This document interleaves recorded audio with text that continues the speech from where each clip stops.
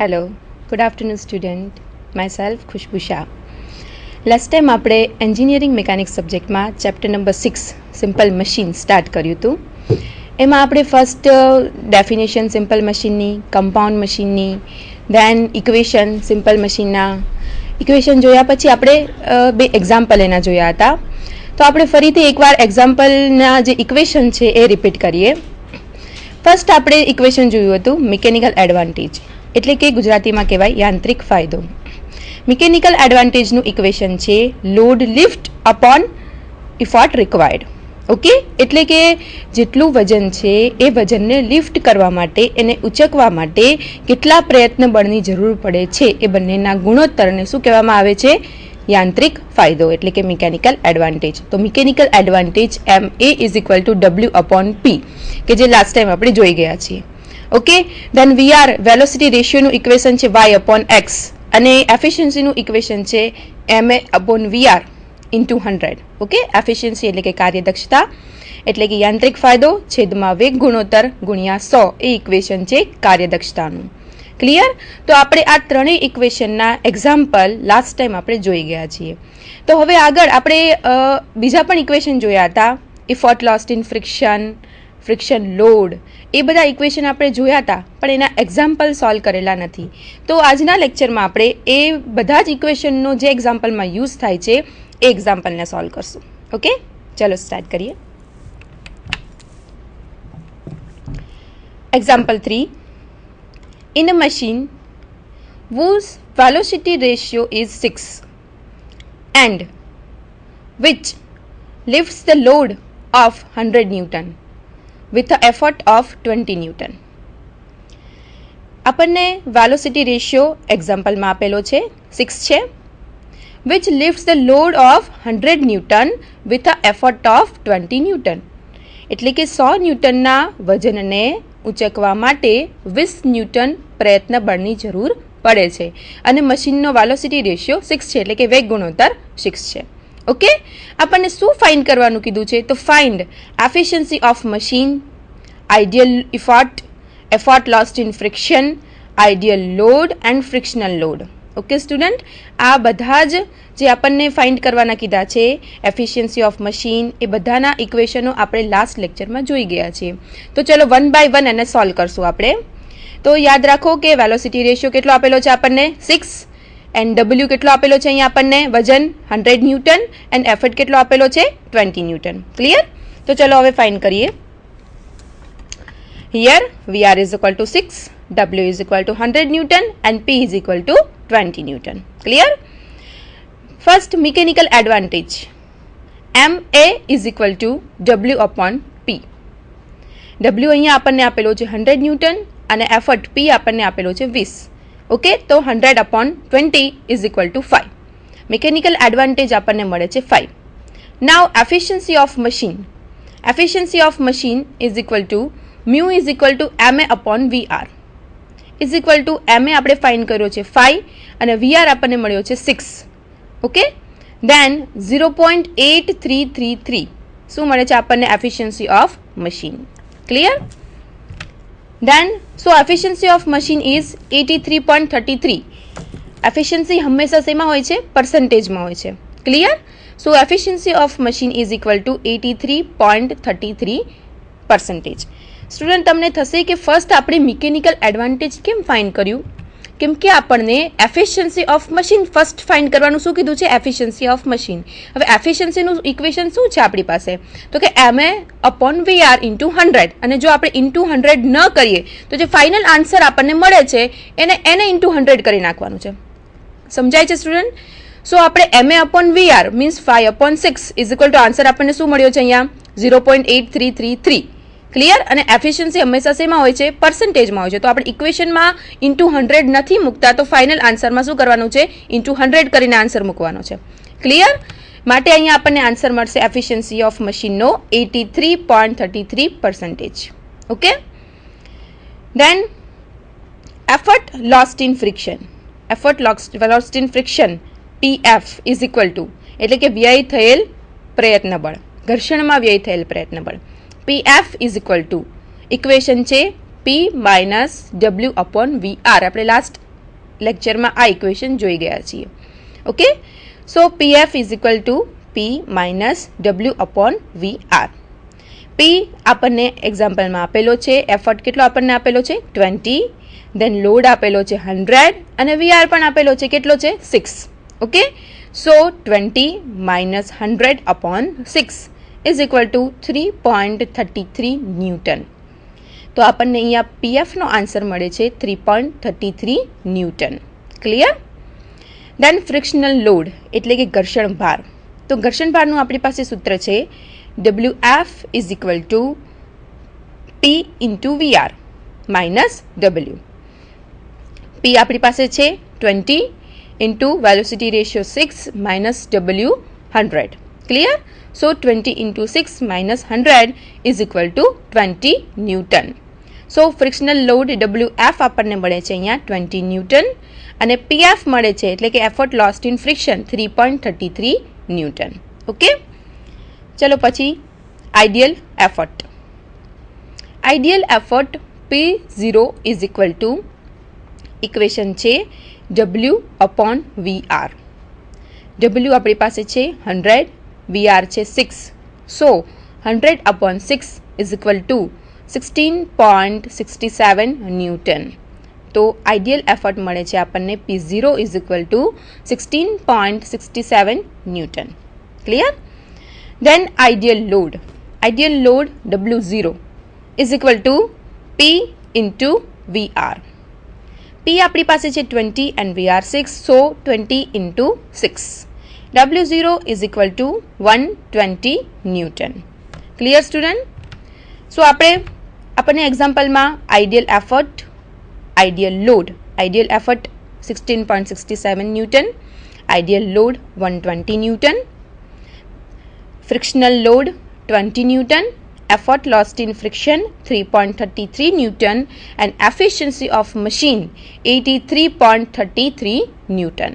Okay, તો એક્ઝામ્પલમાં આપણને જે વસ્તુ ફાઇન્ડ કરવાની કીધી એ આપણે દરેક વસ્તુ ઇક્વેશનમાં વેલ્યુને પુટઅપ કરીને ફાઇન્ડ કરી લીધી. Okay, effort lost in friction, frictional load, ideal effort and efficiency of machine.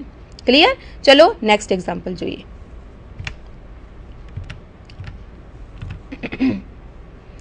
Example 4. 20% of the effort is lost in a lifting machine when an effort of 2000 Newton is applied.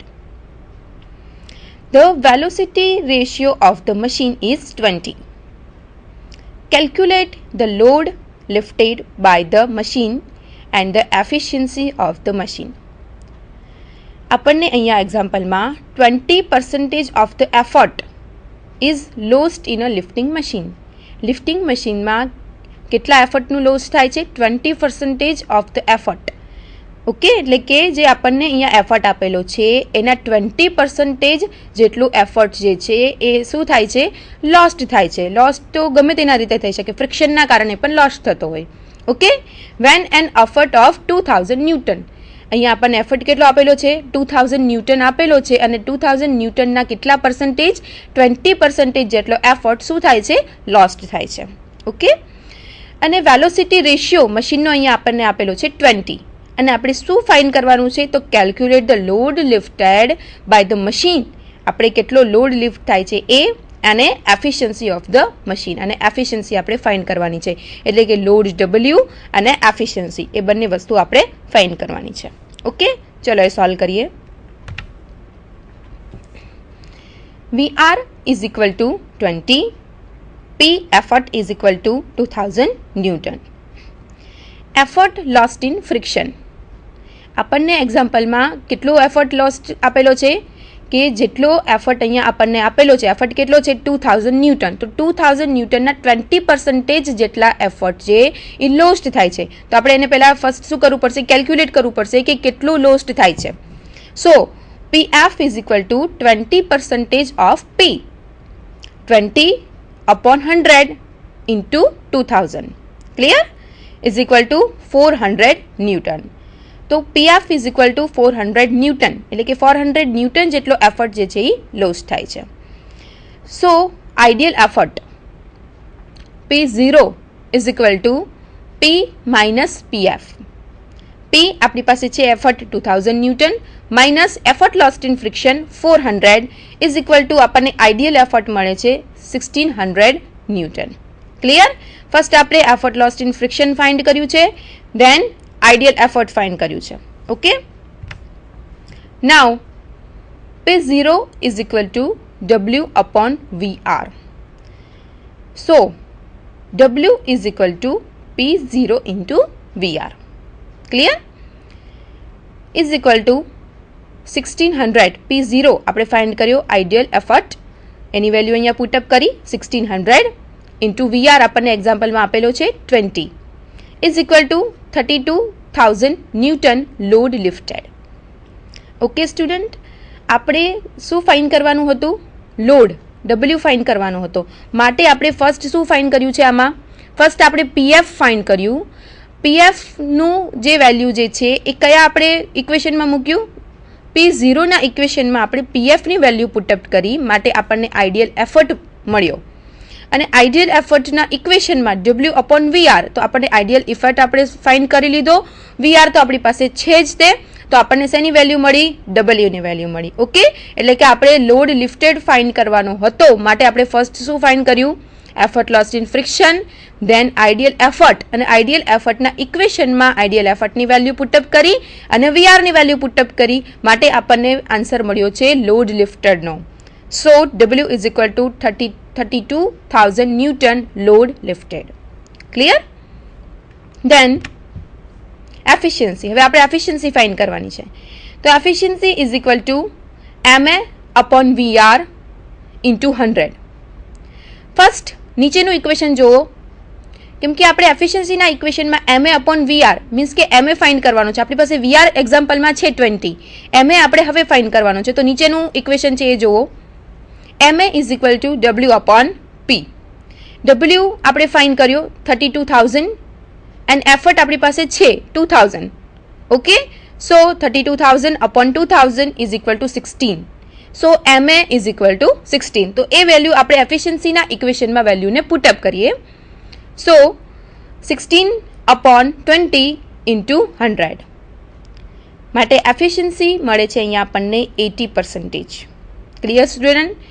આપણે શું find કરવાનું હતું? Load lifted. Load lifted આપણે find કર્યો 32,000 newton, અને efficiency of machine આપણને મળે છે અહીંયા 80%. ક્લિયર? આપણને એક્ઝામ્પલમાં કઈ વસ્તુ આપેલી હતી કે એફર્ટ લોસ્ટ ઇન ફ્રિક્શન એ પર્સન્ટેજમાં આપેલો હતો કે આટલો લોસ્ટ થાય છે, અને વેલોસિટી રેશિયો અને એફર્ટ આ ત્રણ વસ્તુ આપેલી હતી, અને આપણે શું ફાઇન્ડ કર્યું? એને W ફાઇન્ડ કર્યો છે. Okay, load lifted and efficiency of machine.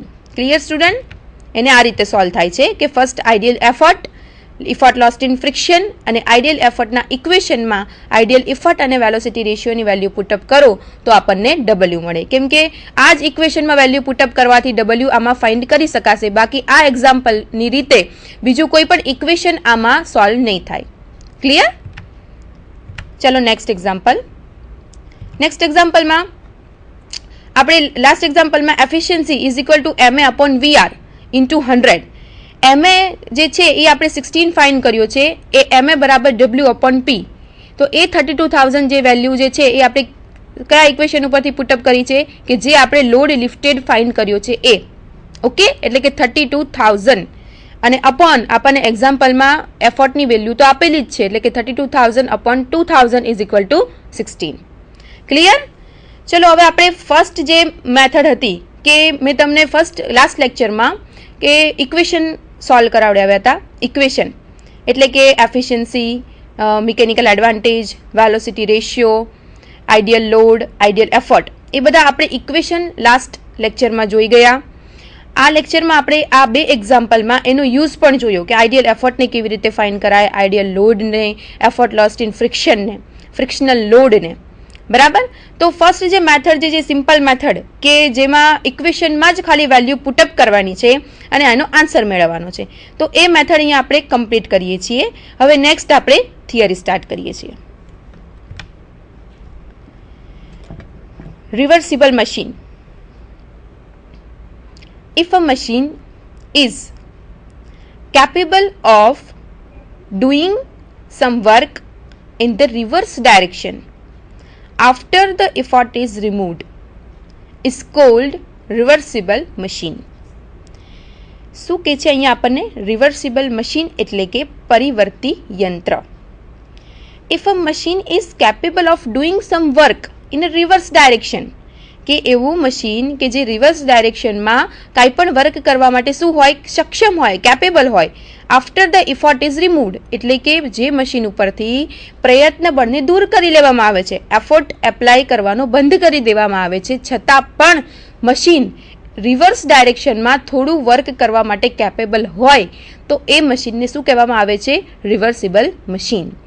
Suppose કે કોઈ પણ બાઇસિકલ છે તો એ બાઇસિકલને આપણે બ્રેક લગાવીએ છીએ તો એ બાઇસિકલ તરત સ્ટોપ થઈ જશે અથવા તો તરત સ્ટોપ નથી થતી, પણ શું કરે છે? એ ધીમે ધીમે સ્ટોપ થાય છે, કે એટલે એની મૂવમેન્ટ જે છે એ ચાલુ રહે છે. બરાબર. તો આપણે મશીનની વાત કરીએ તો મશીન ઉપર આપણે એફર્ટ આપવાનું બંધ કરી દઈએ છીએ, છતાં પણ મશીન શું કરે છે? રિવર્સ ડાયરેક્શનમાં થોડું વર્ક કરે છે, doing some work after the effort is removed is called reversible machine. તો એ મશીનને કહેવામાં આવે છે પરિવર્તી યંત્ર.